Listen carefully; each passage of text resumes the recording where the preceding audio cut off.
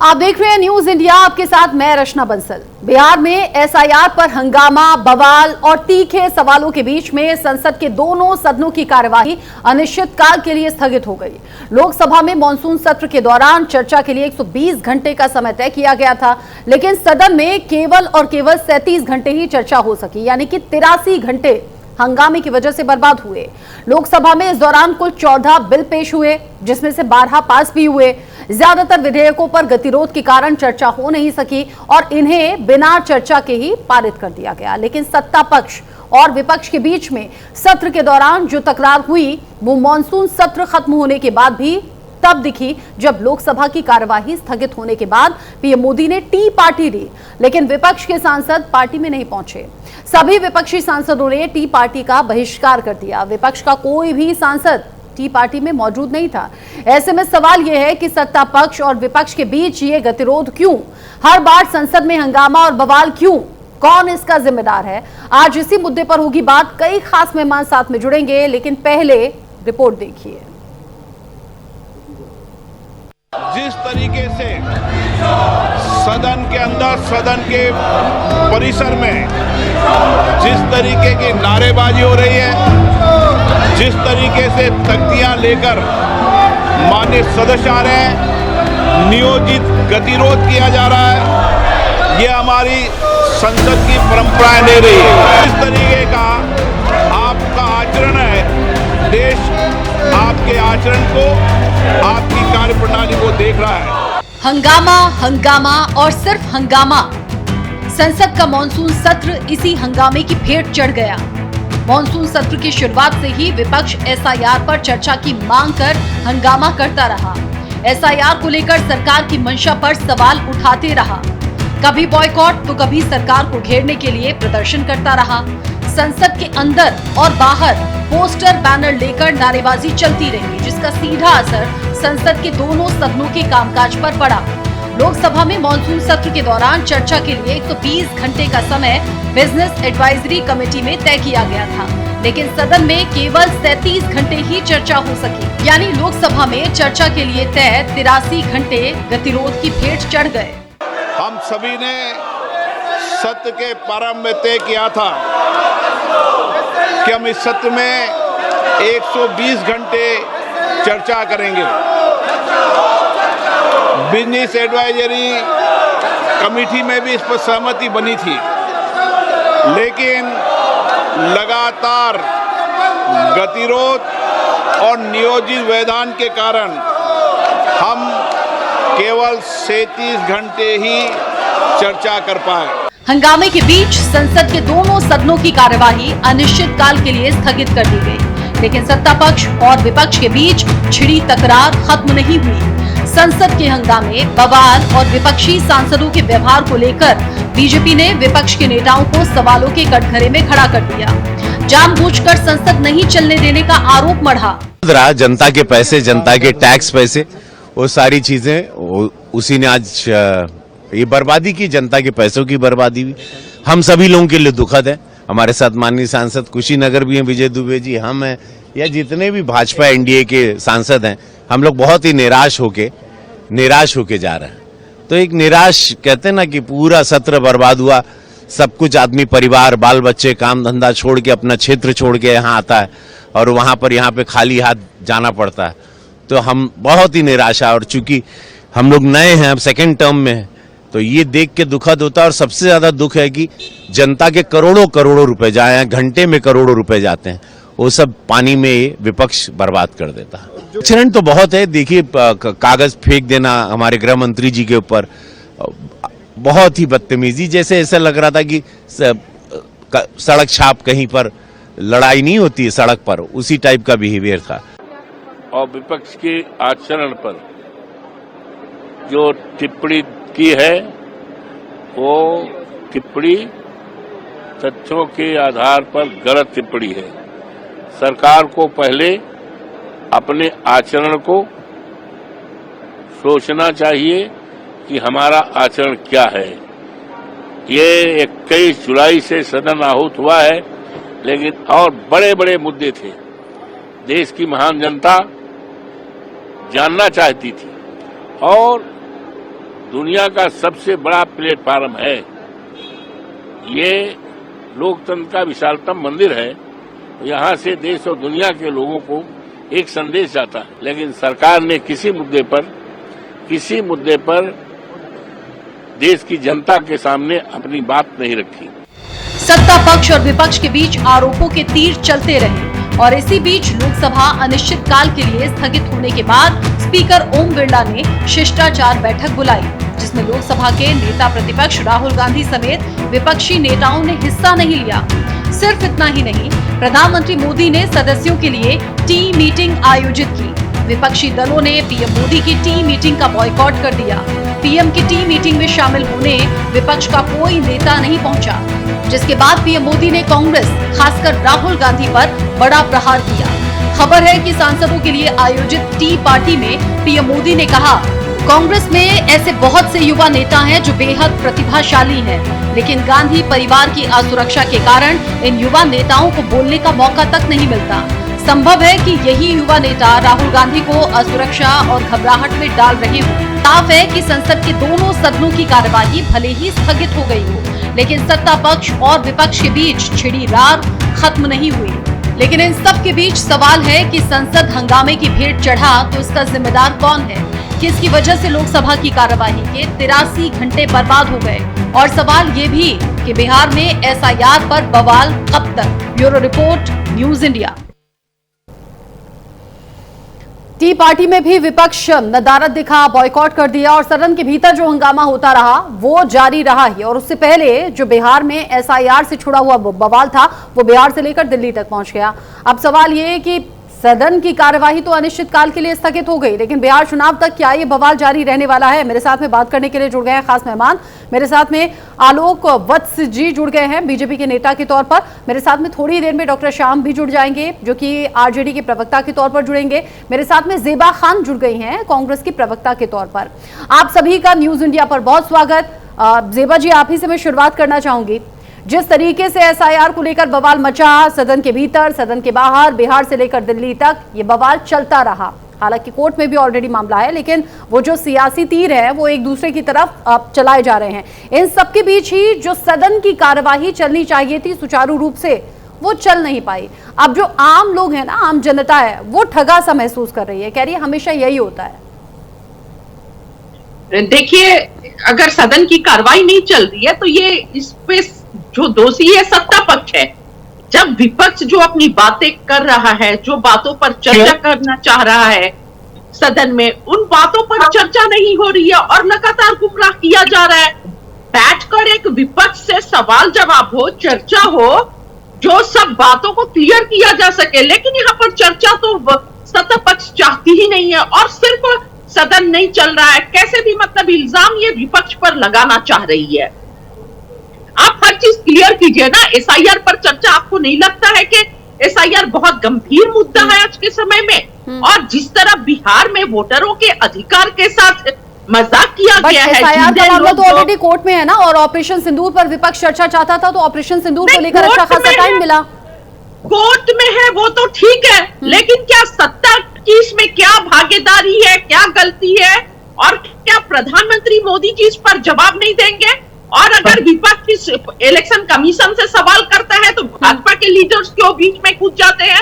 यानी जो election commission कर रहा है आप उससे पूरी तरह से सहमत हैं? और कहीं ना कहीं आपको ये लगता है कि इलेक्शन कमीशन जो कर रहा है, जो भी हेर फेर जो कर रहा है और जो गलतियां हो रही हैं, जो वोटर्स को काटे जा रहे हैं, ये कहीं ना कहीं इससे फायदा भाजपा को होने वाला है?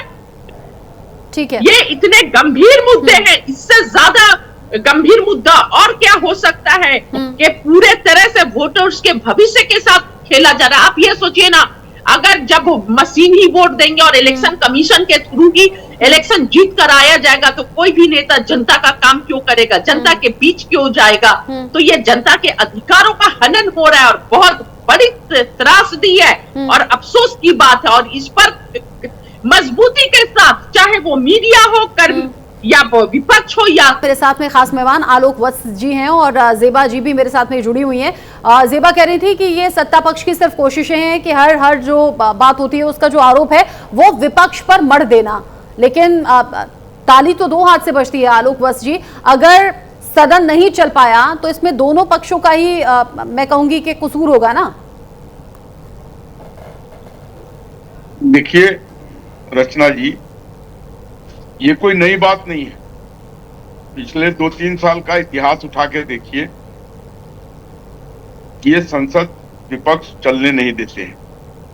ये कोई न कोई मसला, कोई न कोई बहाना बनाकर ये वॉकआउट कर जाते हैं। ये गांधी जी की मूर्ति के पास जाके बैठ जाते हैं, या फिर ये कोई ब्लैक कार्ड लेके वहां बैठ जाते हैं। लेकिन इन्होंने सदन चलने नहीं दिया और सदन को 1 मिनट चलाने का 1.5 करोड़ रुपया खर्चा आता है। कितना स्टेट एक्सचेकर का आम आदमी के पैसे को इन्होंने बर्बाद किया है, वो स्वयं इनको भी शायद नहीं मालूम। इन्होंने ऑपरेशन सिंदूर पर डिबेट चाहा था, इनको डिबेट मिला। हमने भी डिबेट किया, इन्होंने भी डिबेट किया।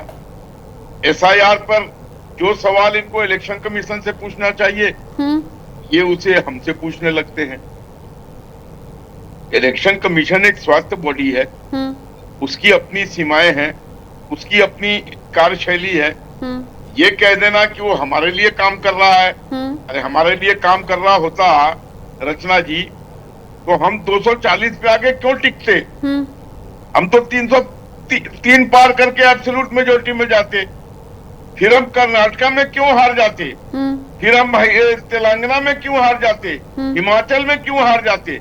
जम्मू कश्मीर में हम क्यों हार जाते? सब जगह हमारी सरकार थी, क्योंकि इलेक्शन कमीशन हमारे अंडर में है, ईवीएम हम हैक करके चला देते थे। तो देश की लोग समझते हैं कि ये जब हारते हैं तो ये सारा ठीकरा इलेक्शन कमीशन ईवीएम पर फोड़ देते हैं, जीत जाते हैं तो सब ठीक है। ऐसे थोड़ी चलता है। लोकतंत्र में आपको जनता का विश्वास नहीं मिला है, जनता आपसे खुश नहीं है। जनता आपके नीतियों से 55 साल खुश थी तो आप सत्ता में थे। जनता आपके नीतियों से नहीं खुश है तो जनता जी ने आपको लाके नीचे रख दिया है। लेकिन ये जो करोड़ों रुपए का नुकसान है और जो आम लोगों की जेब से गया हुआ ये नुकसान है, उसकी भरपाई भला कैसे होगी? मैं तो ये पूछ रही हूँ। विपक्ष अपनी बात पर अड़ा रहता है, आप लोग अपनी बात पर अड़े रहते हैं। आप सोचिए ना, 120 घंटे में से सिर्फ 37 घंटे काम हुआ, 83 घंटे बेकार गए। रचना जी, मैंने आपको बता दिया कितना खर्चा होता है, कितने स्टेट एक्सचेकर का पैसा बर्बाद करा रहे हैं ये लोग। और दूसरी चीज, आप जेबा जी से पूछिए, बहुत वरिष्ठ प्रवक्ता है, बहुत दफा मेरे साथ डिबेट में रही हैं, कि जहां भी चुनाव होने जा रहा है, जहां एसआईआर की बात हो रही है, कांग्रेस कहीं है क्या बिहार में? आप राहुल जी की वोटर अधिकार यात्रा को देख लीजिए, आपको पता चल जाएगा कांग्रेस है या नहीं है। और अगर कांग्रेस नहीं होती ना और विपक्ष नहीं होता तो आप लोगों को एसआईआर की जरूरत भी नहीं होती। देखिए, तेजस्वी यादव के जुटाए हुए भीड़ को जेबा जी अपनी भीड़ मत मानिए। बात तो लेकिन अगर आप आलोक जी ये कह रहे हैं, आलोक जी अगर आप ये कह रहे हैं कि कांग्रेस के लिए भीड़ नहीं जुटी, इंडिया अलायंस के लिए सोचिए ना, क्या इंडिया अलायंस के लिए भीड़ जुट रही है? क्या विपक्ष के लिए भीड़ जुट रही है? सड़कों पर है। और बिहार की जनता का जिस तरह आपने जीते जाते लोगों का वोट काटा है ना, बिहार की जनता इस चुनाव में आप लोगों को सबक सिखाएगी। मैं कह रहा हूँ ना, अगर आपको बिहार में 10 सीट मिल जाए तो समझिएगा गनीमत है। क्या? वही तो मैं पूछ रही हूँ। ईवीएम से वोट दिलवाने वाले हैं, इलेक्शन कमीशन को खरीद लिया है। जनता के वोट डालने से पहले आप इतने ये से कैसे बोल सकते हैं? बिहार में भासु सिंह, कृष्णा देवी जो है 8 साल पहले मर गई, लेकिन वोटर लिस्ट में इनका नाम है। और दिलीप सिंह, इनके बेटे जो जिंदा है, उसका नाम काट दिया गया। और बिहार के गया में 7 लोग ऐसे हैं जिनके पास सभी कागज है, लेकिन उनका वोटर लिस्ट पे नाम काट दिया गया। तो इन बातों का जवाब किससे लिया जाए? मैं आपको दे रहा हूँ ना, मैं आपको दे रहा हूँ ना। तो आप लोग अरे मैं तो आपके बात का जवाब देने के लिए तैयार हूँ। मेरी बात तो सुनिए आप जेबा जी। नहीं सुनिए ना, सबसे पहले पहले तो पार्लियामेंट में जवाब देना होगा ना भाई साहब, सबसे पहले तो पार्लियामेंट में जवाब देना होगा इन बिल्स को, लेकिन कोई जवाबदेही नहीं है, जवाबदेही से बचते हैं। ऐसे देश नहीं चलता है, लट से नहीं चलता है। देश लोकतंत्र से चलता है, संविधान से चलता है, तानाशाही से देश नहीं चलता है। फिर वही राग। अच्छा एक बात तो है, अच्छा जेबा तो बोल रही है, मेरी बात सुनिए आलोक जी, आलोक जी एक सेकेंड, आलोक जी एक सेकेंड, आलोक जी मेरी बात सुनिए, क्योंकि जेबा खान कांग्रेस से है। आलोक जी मेरी बात सुनिए आप, आलोक जी शांत रहिए, एक सेकेंड जेबा, एक सेकेंड। आलोक जी मैं ये पूछना चाह रही हूँ, देखिए जेबा खान है कांग्रेस से, रचना बंसल एक जर्नलिस्ट है। मैं एक बात नॉर्मली पूछना चाह रही हूं, क्योंकि सोशल मीडिया पर ऐसे तमाम वीडियोस वायरल हैं जहां पर कुछ यूट्यूबर्स, कुछ इन्फ्लुएंसर्स पहुंचे हुए हैं और कुछ चैनल के पत्रकार भी पहुंचे हुए हैं। वो जा रहे हैं और लोग बता रहे हैं कि हम जिंदा हैं लेकिन हमें मृत घोषित कर दिया गया, हम वोटर लिस्ट में अब नहीं है। ऐसी कैसी आंखें मूंद ली गई एसआईआर की प्रक्रिया के जरिए? ऐसे कैसे लोगों के नाम काट दिए गए? देखिए मैं आपको एक चीज बता रहा हूँ रचना जी, ये सब गलती बीएलओ की है। अच्छा। और अगर वहां पर जहां लोग सतर्क है अपने वोट के प्रति, उनमें किसी का नाम नहीं काटा जा रहा है। बात समझ गई? और रही बात जेबा जी की, तो ये कटोरा लेके तो हम बोल रहे हैं, मैं पूछ रही हूँ, एक गलती को सुधारने के लिए दूसरी गलती कैसे कर गए? आलोक जी एक गलती को सुधारने के लिए दूसरी गलती कैसे कर गए? एसआईआर प्रक्रिया का नाम ही इसलिए लिया गया था ताकि वोटर लिस्ट को अपडेट किया जा सके, अपग्रेड किया जा सके, जो जिनकी मौत हो चुकी है, जो जा चुके हैं, वो लिस्ट से हट सके। 65 लाख लोगों के नाम हट गए आलोक जी, 65 लाख लोगों के नाम हट गए।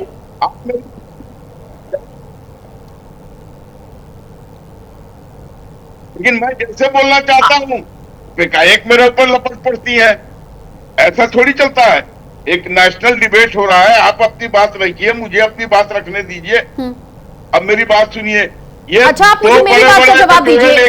जेबा जी एक सेकंड आप शांत रहिएगा। आलोक जी एक सेकंड, मैं पूछ रही हूँ, मुझसे बताइए, जो लोग बता रहे हैं कि हम लोग जिंदा हैं, हमें लिस्ट से हटा दिया गया, आपने कहा बीएलओ की गलती है। एक गलती हम ठीक करने चले थे स्पेशल इंटेंसिव रिवीजन के जरिए, जो हम कह रहे थे वोटर लिस्ट अपग्रेड हो जाएगी, फिर हम दूसरी गलती कैसे कर सकते हैं? और जिसकी सरकार होगी उससे सवाल क्यों ना पूछा जाए? देखिए सरकार का तो एसआईआर नहीं करवा रही है, सरकार इलेक्शन कमीशन करवा रही है। तो क्या सरकार से सवाल पूछूं मैं? सुनिए, उसने बोला है कि जिसकी त्रुटि है वो आके अपना फॉर्म भरे और उसको ठीक करवा ले। ठीक करवाइए। 98.4% लोगों का ठीक हो चुका है, अब जो बचे हुए हैं। लेकिन अब बात आ गई कांग्रेस की, तो कांग्रेस जो इसमें बहुत ज्यादा चिल्ला रही है, कांग्रेस का वजूद बिहार में 0/0, उत्तर प्रदेश में 0 सन्नाटा, ये तो कटोरा लेकर की जनता ने दिखाया है। अब अयोध्या सीट भी आप बीच में आ गई और वाराणसी में 12 बजे तक प्रधानमंत्री जी बीच में। अरे मैडम ऐसे थोड़ी चलता है डिबेट, मैं शुरू होता हूँ आप मेरे ऊपर चल जाती हैं। अरे यार नहीं, बताने की जरूरत नहीं है। अच्छा पूरे देश को दिखा दिया। 12 बजे तक पीछे चल रहा था।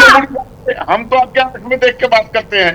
सुनिए मेरी बात, मेरा ये कहना है कि दोनों कटोरा लेके लालू साहब के सामने खड़े होंगे, दे दाता के नाम 10-20 सीट 25 सीट और मेरा वजूद बना रहे, वही हाल आप करेंगी और आप लोगों को लेके खड़े रहने के बाद भी नहीं। अरे हिम्मत है तो बीजेपी की तरह इलेक्शन कमीशन को ही गठजोड़ कर लिया, जो एक स्वतंत्र संस्था थी, देश की संवैधानिक संस्था थी, आप लोगों ने उसी से गठजोड़ कर लिया।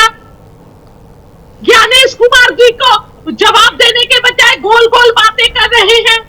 गया में इस पूरे पेपर होने के बाद इस तरह के गलतियां कैसे हो गई? एसआईआर का मतलब था कि सारी त्रुटियों को, जो गलतियां थी उनको ठीक किया जाए, उसके बाद से 65 लाख वोटर्स के नाम कैसे कटे? सवाल तो बनता है, गलतियों को ठीक करने के लिए चले और बाकी और गलतियां कर बैठे। और आलोक जी, जनता किसे चुनती है किसे नकारती है ये तो इलेक्शंस में साफ हो जाएगा ना, लेकिन ये तरीका कि कटोरा लेकर चले गए, वोट मांगने चले गए, भीख नहीं मिलेगी, ये सब टिप्पणियां, इनसे बचिए ना, इनसे बचिए। आप थोड़ा बड़ी पार्टी से बिलोंग करते हैं, थोड़े बड़े शब्दों का इस्तेमाल कीजिए, थोड़ा डिग्निफाइड तरीके से अपनी बात रखिए। ये सब अच्छा नहीं लगता ना। नेशनल टेलीविजन पर कटोरा लेकर गए, भीख मांग रहे हैं वोटों की, नहीं सही लगता। कांग्रेस को वोट मिलेंगे तो मिलेंगे, पता चल जाएगा, नहीं मिलेंगे तो भी पता चल जाएगा।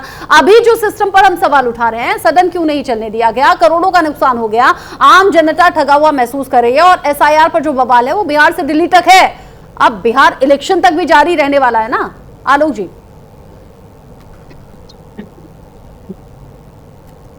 देखिए रचना जी, ये जो बात मैंने कहा शायद आपको भी बुरी लग गई, लेकिन ये यथार्थ है, सच्चाई है। पिछले 3 चुनाव से, अरे मैं तो कह रही हूँ, मुझे अच्छी या बुरी क्यों लगेगी, मैं ये कह रही हूँ आम जनता जवाब दे देगी। अभी जो वोटर्स का दर्द छलक रहा है, वो कह रहे हैं हम तो जिंदा बैठे हैं, मृत बताकर लिस्ट से हटा दिया। वो सवाल मैंने आपसे पूछा, उसका आप जवाब नहीं दे रहे। आप मुझे एक चीज बताइए, अगर इलेक्शन कमीशन ने कहा कि आपको अगर कोई गलत है, और एक चीज जान लीजिए, आप बिहार की नहीं है, मैं बिहार का हूँ। बिहार में एक शाम की रोटी नहीं चलेगी, पर राजनीति 24 घंटे चलनी चाहिए। अगर किसी का वोट कट गया है, रचना जी ऐसा हंगामा करेगा कि आकाश पाताल एक कर देगा। वहाँ अपना वोट नहीं कटने देगा कोई आदमी। अच्छा, ये गलत फहमी है किसी आदमी का, जो बाहर रहते होंगे, इधर उधर हो गया है। उसके लिए भी इलेक्शन कमीशन ने कहा कि आके अपना एप्लीकेशन दीजिए और ठीक करा लीजिए, अभी कोई दिक्कत नहीं है। लेकिन विपक्ष इसी को लेकर सवाल कर रहा था। विपक्ष कह रहा था टाइम बहुत कम है, काम बहुत ज्यादा है, सिस्टमैटिक तरीके से हो नहीं पाएगा। जेबा जी एक बात बताइए, अगर कुछ वोटर्स के, मेरा सवाल आपसे ये, जेबा एक सेकंड शांत होकर सुन लीजिए।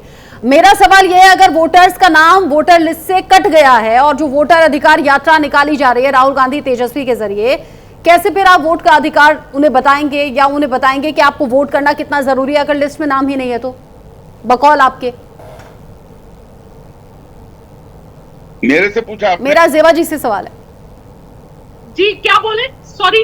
देखिए, सबसे पहली बात है, मैं ये बोलना चाहती हूँ कि जो भी लीडर्स, MP हो, विधायक हो, अगर वो सीधे हेराफेरी से जीत कर आते हैं, जनता के वोट से जीत कर नहीं आते हैं, इलेक्शन कमीशन के गठजोड़ से जीत कर आते हैं, तो आप सोचिए उन्हें जनता के काम करने की जरूरत क्या है। और अगर वो जनता का काम नहीं करेंगे, जनता का विकास नहीं करेंगे, तो जनता कहाँ जाएगी? तो ये हमें समझना होगा। और लोकतंत्र का जो एक गरीब जनता के लिए वोट का अधिकार सबसे बड़ा अधिकार है। एक अडानी के भी वोट का वही महत्व है जो एक गरीब रिक्शा चलाने वाले, सब्जी बेचने वाले और मजदूर वर्ग का है। तो ये सबसे बड़ा हमारा अधिकार है, और इस अधिकार से Bharatiya Janata party election commission के साथ गठजोड़ करके लोगों के वोट के अधिकार को छीनना चाहती है। ये देश देख रहा है, और राहुल गांधी जी ने तो महादेवपुरा का पूरा विश्लेषण करके दिखाया है ना, सभी के सामने करके दिखाया, पूरा देश ने देखा है। यही तो जनता बोलती थी। ठीक है, जीत कैसे जाती है? वो जो प्रेस कॉन्फ्रेंस की गई थी ना राहुल गांधी के जरिए, बहुत से फैक्ट्स बताए गए थे, बहुत से सवाल पूछे गए थे। जब चुनाव आयोग ने इसका जवाब देने की ठानी और प्रेस कॉन्फ्रेंस की, तो उन सवालों का जवाब नहीं दिया गया। इसको लेकर भी विपक्ष ने मुद्दा उठाया और कहा कि जो सवाल पूछे गए थे, कम से कम उनका तो जवाब देना चाहिए था। खैर, सुप्रीम कोर्ट की तरफ से साफ कर दिया गया है, 65 लाख जो लोग हटाए गए हैं लिस्ट से, उनका पूरा ब्यौरा अब इलेक्शन कमीशन को देना होगा। लेकिन सदन नहीं चल पाना, नुकसान बड़ा होना, सिर्फ 37 घंटे चर्चा होना, 83 घंटे खराब चले जाना, इसको लेकर किरेन रिजिजू ने विपक्ष पर निशाना साधा है। जरा सुन लेते हैं। देश के लिए और सरकार की दृष्टि से बहुत ही फ्रूटफुल सेशन रहा है। ये मॉनसून सत्र बहुत उपयोगी सत्र रहा है, लेकिन अपोजिशन एमपीज के लिए बहुत नुकसान रहा है, क्योंकि अपोजिशन एमपीज, विशेष करके जो नए एमपीज है, उसको बोलने का मौका नहीं मिला। पार्लियामेंट सेशन में अपना कॉन्स्टिट्यूंसी के लिए, देश के लिए, समाज के लिए बात रखने का सब एमपी का मन होता है। तो इस बार अपोजिशन पार्टी के एमपीज को बोलने का मौका नहीं मिला। उसका जिम्मेदार है अपोजिशन पार्टी के खुद नेता लोग। प्रधानमंत्री मोदी के जरिए भी कहा गया था कि चर्चा बेहतर हुई है, लेकिन कुछ और मुद्दे थे जिन पर बात होनी चाहिए थे, लेकिन हंगामे के चलते वो सब हो नहीं पाया।